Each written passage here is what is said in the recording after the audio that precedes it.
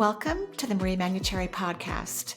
Over the last 30 years, it has been my joy to assist humanity in aligning with their magnificence so they may heal, discover their natural gifts, and communicate with loved ones living on the other side. May you also experience delight while we dance in the powerful, intuitive world of energy. Let's get going. Hello, everyone, and welcome to our Energy Meets the Divine. I'm your host, Marie Manuchehri. As you know, I will be getting to the phone lines, which are voicemails that people can leave on my website. Just visit energyintuitive.com, and there's directions on the podcast page about how to leave a message that I will eventually get to and give you an intuitive answer, which is very exciting. And before that, I really want to continue our conversation about duality and manifesting. And also I want to say thank you for liking and subscribing below. Thank you so much. You know, it's funny, when I come into this studio, which is really my working office, to do a podcast, I really need an assistant. I need someone to help me with my headphones, lighting. So I'm kind of slow getting everything ready sometimes, just making sure that the pictures look the best they can so that you can enjoy with excellent sound as much as possible. Duality and manifesting. Let's say you would love your body to be different. Maybe there's a health issue. Maybe you would love a few pounds to be less. Maybe you'd love to have more muscles in different parts of your body. And humanity gets kind of stuck on what they can see at the moment and is kind of fighting, which I think is a manifesting process, to change it. We may change our diet, which could be good for us. Maybe we need to eat better to make our body healthier. We need to eat differently to help us move some of the visceral fat off of our bodies, right? All of that is possible. But if you start from a manifesting perspective first, you're going to get the solution that you need. It's just going to come into your awareness. It's almost like you are going to automatically go off the highway from an energetic perspective into a new realm, a paradigm of awareness, and you're going to start to integrate new solutions that you would have not normally thought of. So in order to do that, you have to think, in this example, of your body differently. You can't wait for the body to be well or to be leaner or to have stronger muscles in your legs or your glutes by not being happy with your body. It doesn't really work that way. Not as fast as it could if you learn to really use this duality, which is, I want you to start feeling that your body is already what you want it to be. If you can start to feel that way, which takes work. It takes work to get your brain not to focus on what we believe is the only reality that we're experiencing at this time, which is a lie. That's not true. There are so many realities, and the higher vibrational realities, everything's perfect and wonderful, and there's so many possibilities. And when you can stand in the new reality, which is the truth of what you want, that's what brings a new truth into your existence. That's what makes your body change. So the duality is that you need to love where you are. You need to love your body exactly the way it is, authentically, and be excited for what's coming. So in a way, you're loving your body the way it is, but you're also experiencing it as if it's already changed. That's your duality. And you can take this example and put it in any other area of your life that you want to manifest something different. That's how duality works. And we're in a prime position for manifesting right now, especially with Jupiter in Cancer. I mean, all the luck in the world is available for those who seek to change their paradigm, who seek to have a different experience, who choose not to follow what only one aspect of reality is suggesting for you.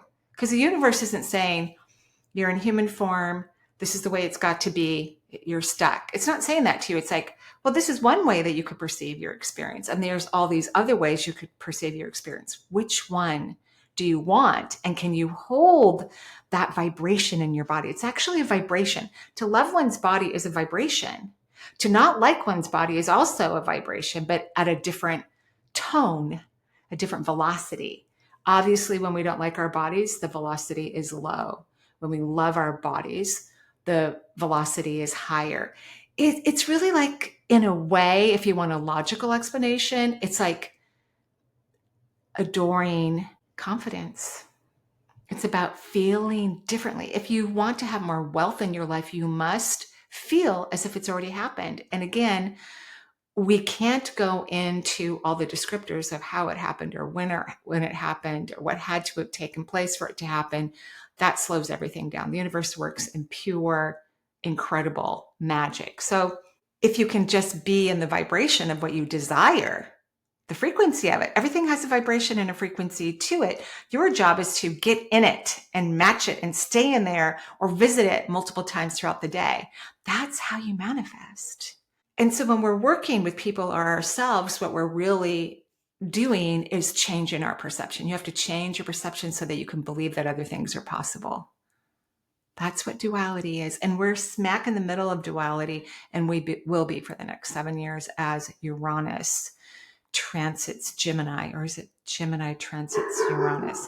Not an astrologer, so I'm not sure how the language goes. So I'm just going to encourage you, pick something in your life. I do this all the time. I pick something in my life and I work on the duality. I know what I want. It's usually whatever the situation is, it's not how I want it. And I know that if I want to manifest something differently, I need to feel very different frequency about the topic. And it needs to mirror my desire as if it's already happened.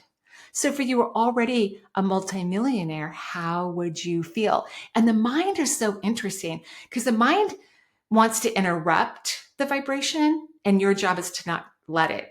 It's kind of like every time you opened up your front door and you had a dog and it wanted to run outside, you would have to be mindful, either put the dog in another room, or I just open mine a little bit.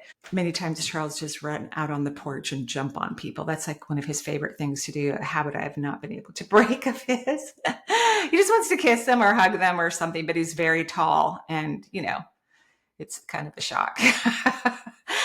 But you want to stop that. Like, I know that if I don't want Charles to jump on people, I have to put him in the office, which is adjacent to the front door, one of the offices.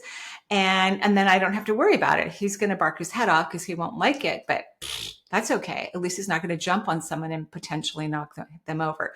So you have to do the same thing. You have to make decisions throughout your day to put what you don't want in the office and shut the door and be in the vibration of what you do want every single day. So if you want to be a multimillionaire or have financial freedom, whatever it is, your job is not to get caught up in how it would happen. So you don't let your mind go there, and don't let your mind try to trip you up.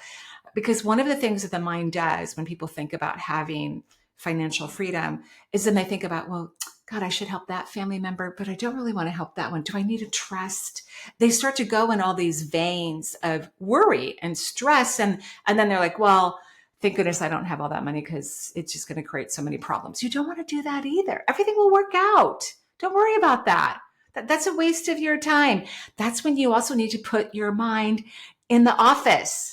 Put your mind in the office when it starts to do that. Shut the door, lock it. Come back to the joy of being a multimillionaire. Come back to the joy of that, the financial freedom. Think of all the people you could help in the world that you don't even know. So exciting. That's where you want to keep your vibration and put your mind, every time it wants to interrupt it, pee on it, or create some problem, put your mind in the office or a closet, the garage, lock it away. And yes, that takes practice, but you're worth it.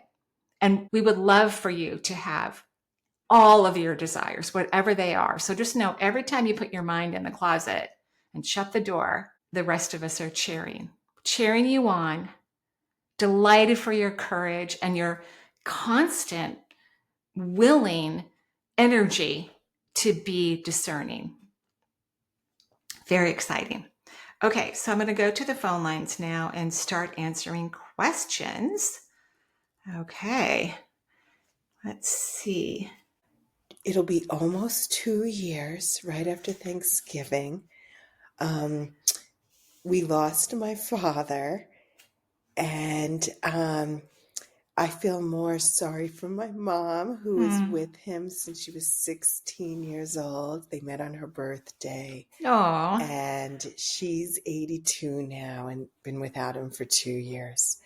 But what my question is, because she's doing okay, she's moving yeah, past the grief, and I'm just so yeah, proud of her. me too. Somehow she's keeping her vibration high, even though she doesn't necessarily believe in all this spiritual stuff that I've always been into since I was little. I even would do hypnosis when I was like 6 and 7 on my siblings and my neighbor friends. Love it. So I don't know where I got that from, but now I'm a special education teacher. I'm 55. It's my 14th year doing it. I love the kids and have such a high vibration when I'm with the kids. Yay. But with the adults, it's been a struggle. And since my father died, it's funny. Just sad things have been happening in my career. I've been betrayed, where I had a counselor, one of the counselors at one of my schools, I thought was a good friend, and she completely betrayed and said dishonest things about me and caused a lot of instability in my career. And then I went to other schools where similar things happened. And now I'm in another school where it's been very scary. Yeah. Because a person who's very admired there decided she thinks I'm a terrible person and projects on me. Yeah. And so I'm just trying to move through this school year and enjoy the kids and keep a high vibration. But I want to know if you have any clairvoyance as to why this has been happening. I do. And I am learning to grow and be resilient.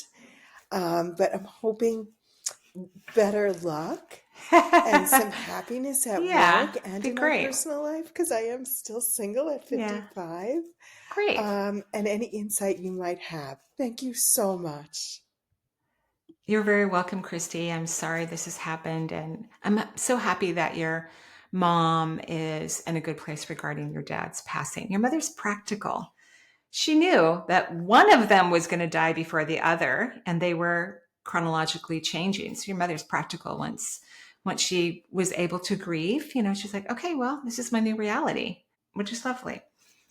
So what's happening is, first and foremost, you are the common denominator. This is true for everyone when they keep repeating a pattern. So even though these other people are mean and aren't very nice to you, you're the one who's attracting them into your life. So there's a belief that you deserve to be betrayed. It's probably from previous lifetimes. It's going to be connected to the heart chakra. It also means whenever I meet people who have a pattern of betrayal, and I can relate to it personally, it means that you're not receiving.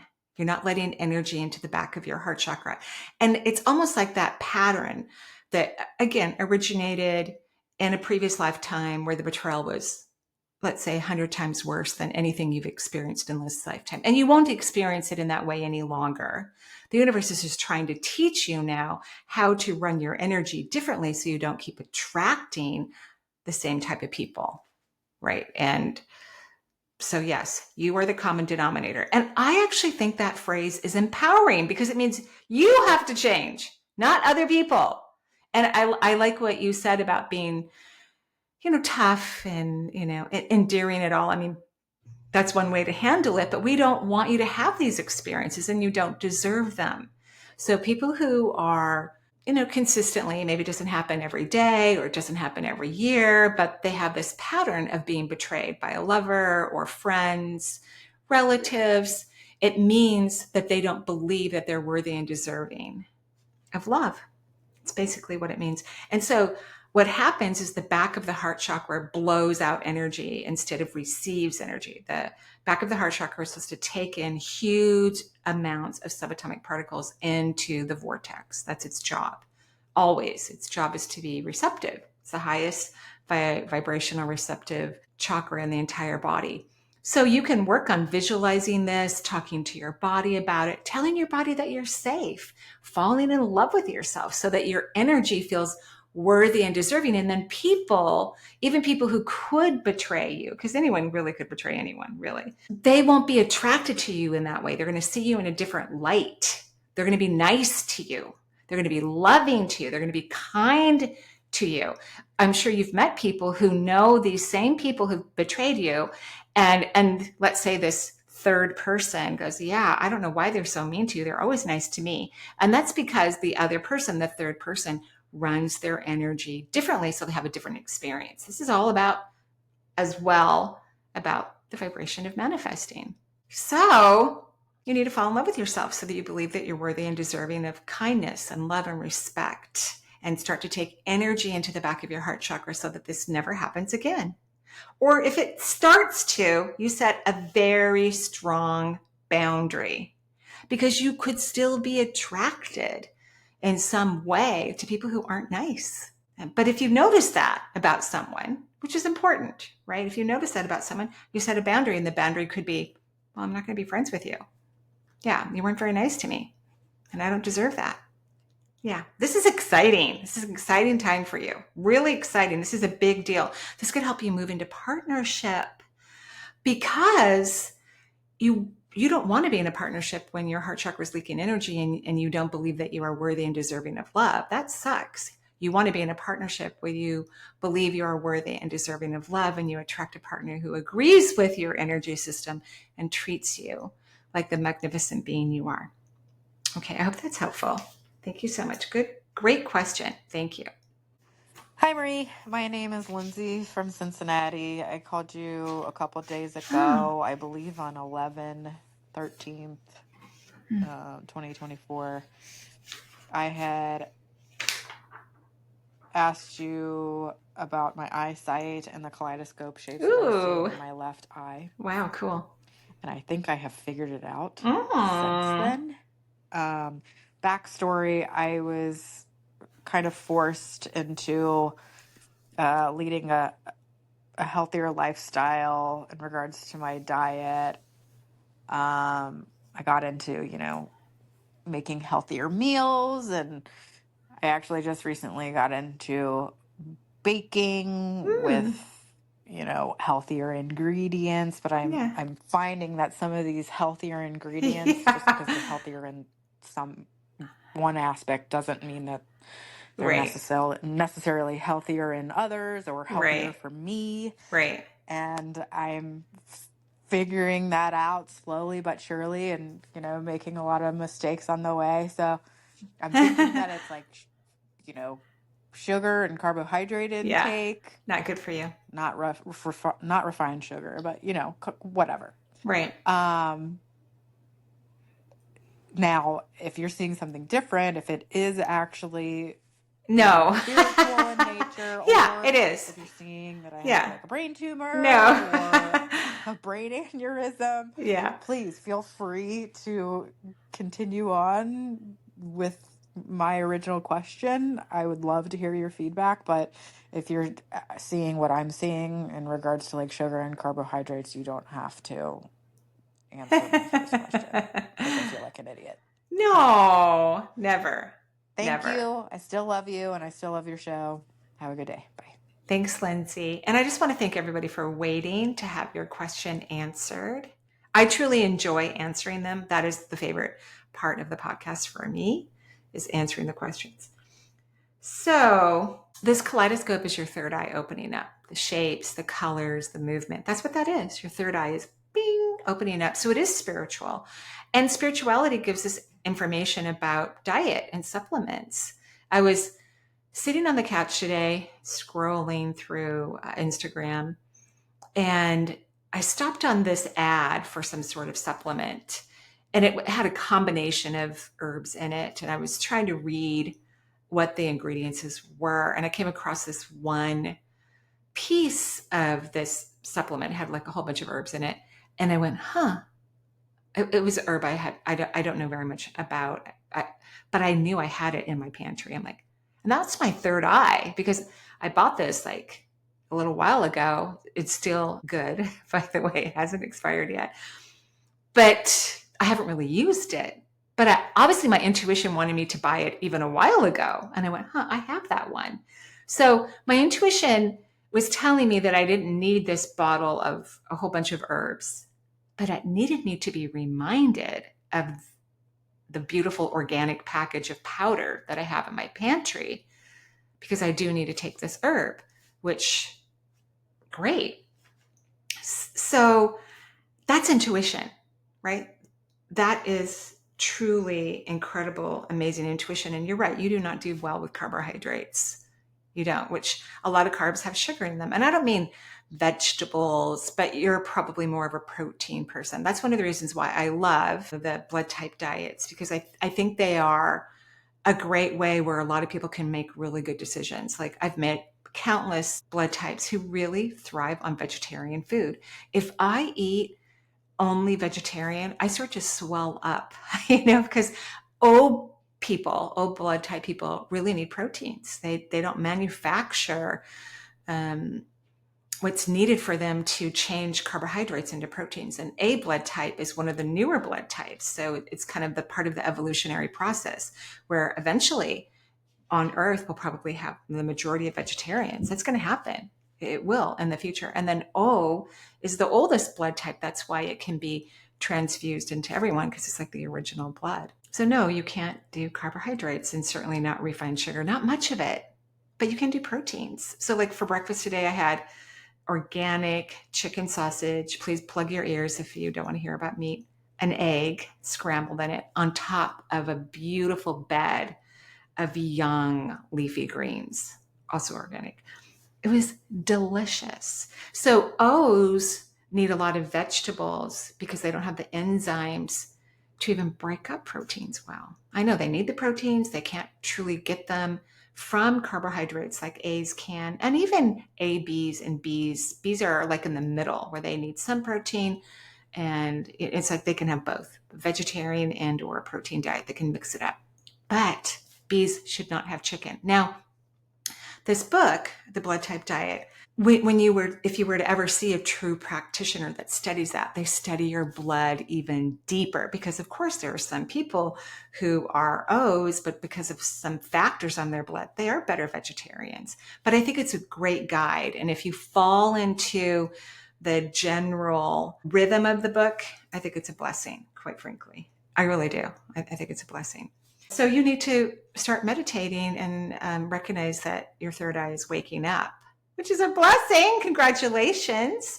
It's common for a lot of people to see shapes, geometric shapes and color when their third eye is expanding. So congratulations. It's great news. Thank you. Hi, Marie. My name is Sarah, and I'm calling from Pennsylvania. I'm looking for an energy reading today, and I'm very curious if that energy reading could offer any insights as to why in the past few years I've been struggling with being overwhelmed by the suffering of animals. I used to be able to, pass a piece of roadkill, I will say, and just as long as the animal was already dead, just kind of be unmoved with it and go on with my life. Yeah. In the past few years, I've really just found myself focusing and hyper-focusing. Not, I don't want to be. I know it hurts my feelings. I want to take my attention away, but I can't. I'm just sucked in, and I'm very sad. I do not have this issue with human beings. I know there is an enormous amount of suffering on the part of humanity, but somehow I am able to, I don't know, I'm over here and they're over there.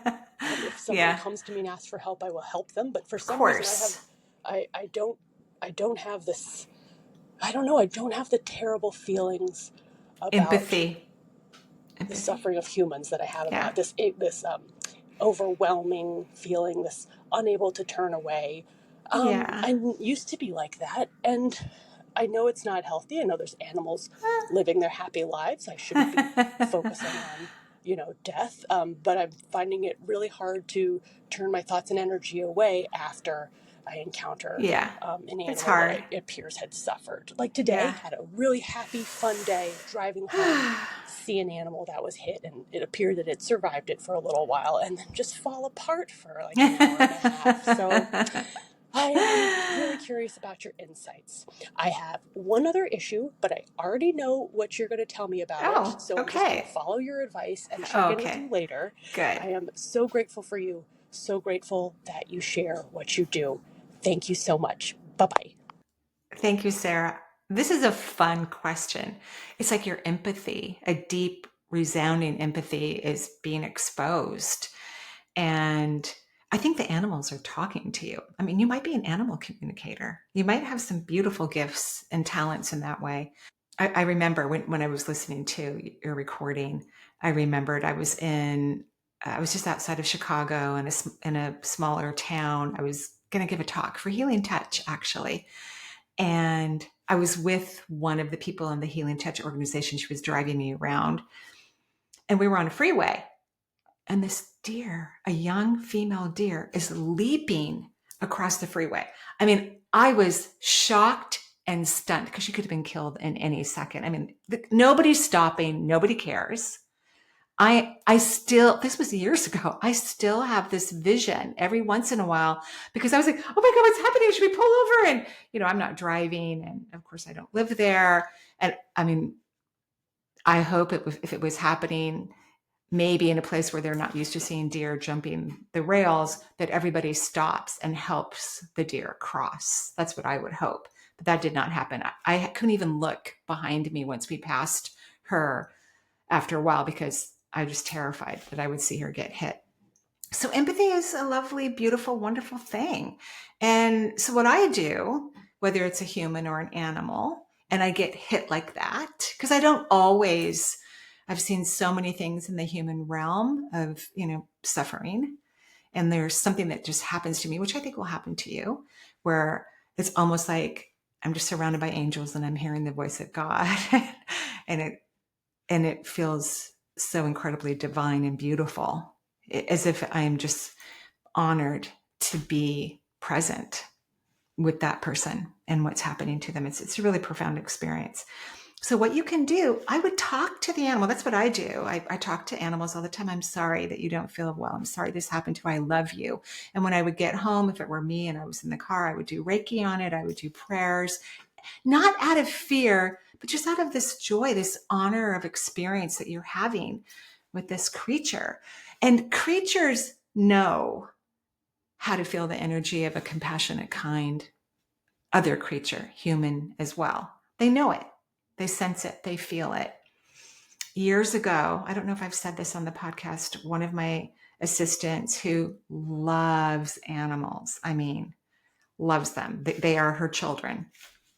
And one of her neighbor's dogs was out. It was an older dog, I believe. And she accidentally hit it when she was backing out of the driveway. The driveways were long and you had to back up, and she didn't see the dog and she hit it and she tried to find it. It went into the woods and it was found later and it had passed away. And this had happened years prior to her working for me. And she was telling me about it one day and she was very, very upset. And I said to her, I go, that animal wanted to go. Because remember, there's no mistakes. I know it's hard for humans to believe this, but even if someone's on an operating table and a surgeon accidentally, or the anesthesiologist gives too much medicine or the surgeon nicks an artery and they can't stop the bleeding, that's because that's how the soul and when the soul wanted its energy to be released from the physical form.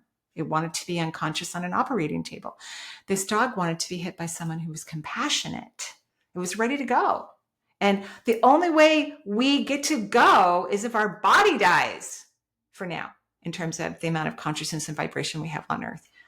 I told that to my assistant and it actually brought her some peace. I was so happy, like if I'm going to be injured because I want to go that way, I want it to be by someone who's kind and compassionate. Yeah. So this is actually very cool. I would definitely study animal communication. And I think if you just start talking to the spirits and saying prayers and maybe do some form of energy work, which could be that you could just draw a picture of the animal and lay your hands on it and do some sort of blessing or imagine some atomic particles coming in. I think that's going to relieve you and bring you closer to what your soul is wanting you to experience. Think of this as an opening. It's not a bad thing. It's an opening. Okay. Thank you so much. Hi, Marie. My name is Kendra.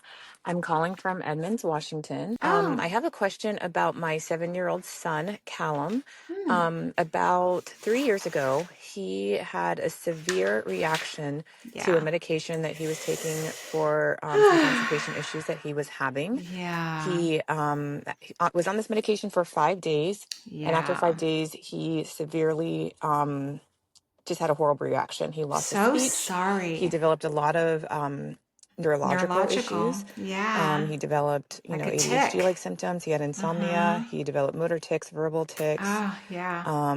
And he just was a completely different child, Right. almost unrecognizable, almost had a lot of symptoms of autism as well. It's been 3 years since that's happened. We've done a lot of interventions, both Eastern and Western medicine. I will say Western medicine was not really able to help I us. know. They I'm never seen a sorry. reaction this severe. Mm. And he now sees a naturopath. We've had to go through a couple to find someone that was a good fit for him. He is on the path to healing. He is talking again. Great. He is doing well in school. He's in second grade. He's at grade Great. level. Great. However, he's not where he was before. He is most likely kind of has the appearance of Ooh. having ADHD, and I'm kind of wondering if that medication, kickstarted something in his system. So my Yes. question is about number one, if we will ever kind of get back to where he was prior to the medication, Yes. and number two, if there's anything I can do to help him, um, anything that we should be doing right now, or if this is kind of just the way things are and just kind of continue loving him. Yeah. And then I have a question about myself as well. Just wanted to see if I could get a general energy reading. I feel like I'm working to raise my vibration. I don't know if there's something specific I could do to raise my vibration more. I do feel like I'm fairly intuitive. Um, and I've had a couple of situations recently where I was at dinner, my fork flew off of my plate. Fun. My uncle passed recently, and I have Yeah. been feeling some him in my Yeah. dreams, even Yeah. like energy He's wise. I've been feeling funny. my presence around him. I actually feel Yeah. like he's really active on the other He side. is. And so I would love to just dive deeper into my own intuition. I've Great.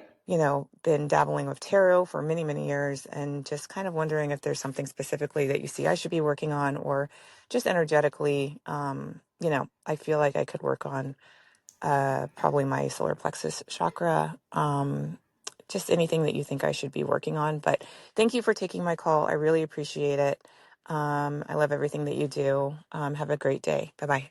Thank you. Thank you so much. And thanks for loving your kid. I mean, that's the most beautiful thing any of us could ever do, is just love the people that are in our lives, no matter what. I think your son had like a PANS experience. I don't remember what it actually stands for, but it is neurological. And I believe most of the experiences come from medications used. I do think conventional medicine uses too strong of medications on children who are developing their brains. And so using naturopathic physicians as much as possible is best. Finding a homeopathy works best with children. It really does. And some kids are just more sensitive to medications. They just are. So do I think he's going to have a full recovery? Yes. In fact, I will make sure, because my assistants will make sure that I deliver, that I send you a link to a osteopath here who specializes in childhood. He's a pediatric osteopath and does a lot of adjustments to help kids of all different types of health issues. And he is local here in Washington State. He's in Seattle. I've never met him, but I've referred people to him, even one of my grandchildren. So I think he's lovely. One of my clients mentioned his name once, and I think he's amazing. He is on my website too, but I'll make sure there's a link somewhere below here from YouTube. So yeah, he's going to be fine. And I'm sorry this happened. He did have a neurological issue. And I think because he's just been so unconditionally loved, so deeply, so totally, that even though his recovery has been longer than I would have liked, he is recovering. So that's excellent. It's really excellent. Yeah, the brain doesn't fully develop until the age of 30. And that's why I think intuition is so incredibly important too, because as parents or grandparents, uncles, aunts, we need to use our intuition. I remember one of my grandchildren, I think she had some form of bronchitis and they were worried that it was going to move into pneumonia. And her mother, my daughter, doesn't really like her kids on antibiotics. In fact, her oldest never took an antibiotic till she was 7, didn't need one, but mostly because my daughter would do other things, knowing that she could always take her daughters back to the pediatrician or wherever and get different medication if needed. And she was put on amoxicillin.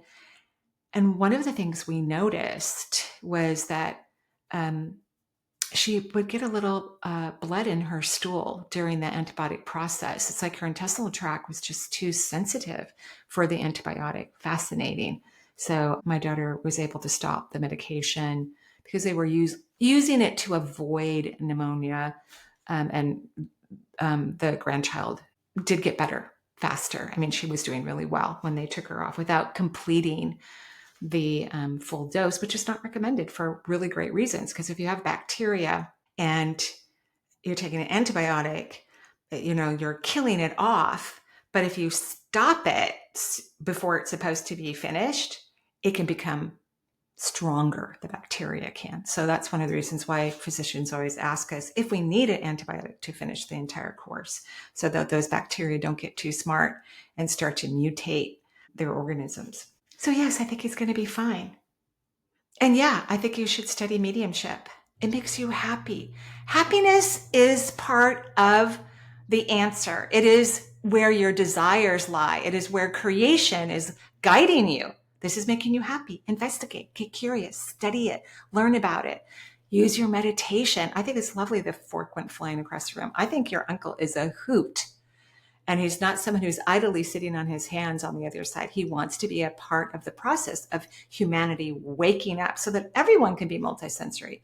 And so that if you want to, can assist others in communicating across the divide, which is really fun, by the way. All right, everybody. Thank you for listening. Thank you for liking and subscribing. We do have some fun things coming up after I return from Ireland. I will be doing these beautiful power sessions, and we're going to start a membership on my website where we will do some live things, some Q&As, some interviews, and other fun things. We'll rotate topics over like a 90-day period. But look for that in August sometime. And my newsletter will be out soon. So if you don't receive my newsletter, go to energyintuitive.com and sign up for it. It keeps you abreast of all the things that are happening and articles that I write. And I answer questions too for people on the newsletter too. Thank you. Have a beautiful day. Bye-bye.